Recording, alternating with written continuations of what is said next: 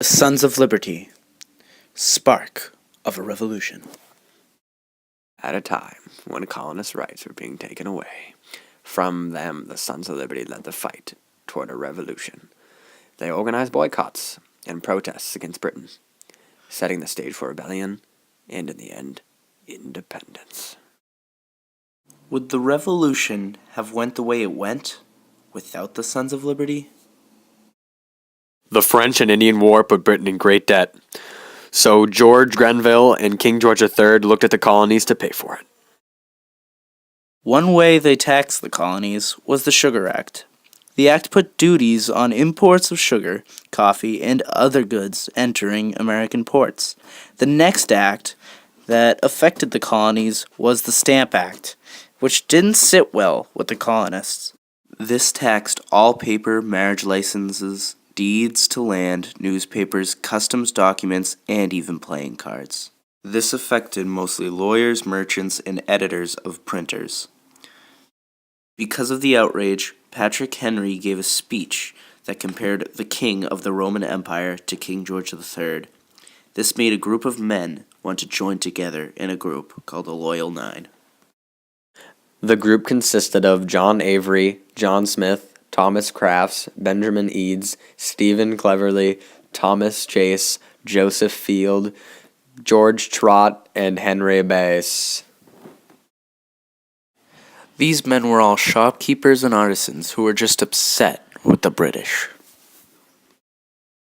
After some time, the group called themselves the Sons of Liberty, and they were led by Samuel Adams. Sam Adams was the son of a brewer. His dislike for the British government began in his childhood. His house was a meeting place for a group called Caucus Club. These members sought for more political power of the colonists. In 1736, he went to Harvard University. After his time in college, he became a tax collector. After that, in 1765, Adams became a well-known political speaker against England. Another famous member of the Sons of Liberty was Paul Revere. His most famous act was, of course, the Midnight Ride. He also created the engraving that depicted the Boston Massacre. It shows a very violent view of the British killing innocent civilians. Come to find out, those colonists weren't as innocent as we originally thought. They were actually trying to harm the British. Because of this, we can really see the brilliance behind Paul Revere, trying to show everybody that we needed to fight against Britain. They took the protests into the streets, even created boycotts, trying to send a message to the British.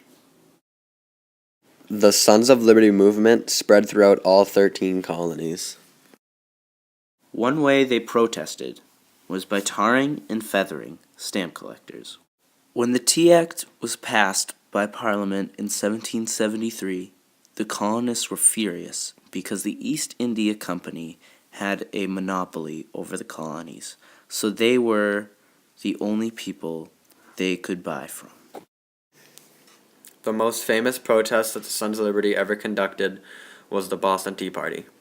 One of the men that were involved recounts the happenings, telling us that they dressed like Native Americans and tells how organized this really was. They threw all the tea chests overboard. People who tried to take any of the tea were put into custody. In the morning, all the tea that was still floating was pushed into the water by people with rowboats.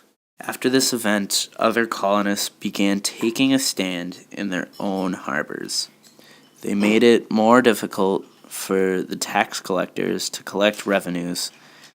Tensions escalated, and this caused more protests and eventually formed the First Continental Congress. After this, it was all a matter of time before the colonists went to war. The Sons of Liberty started as a little group with a dream of not being under British rule, and in the end they became a large group extending throughout the colonies and became the push we needed toward independence.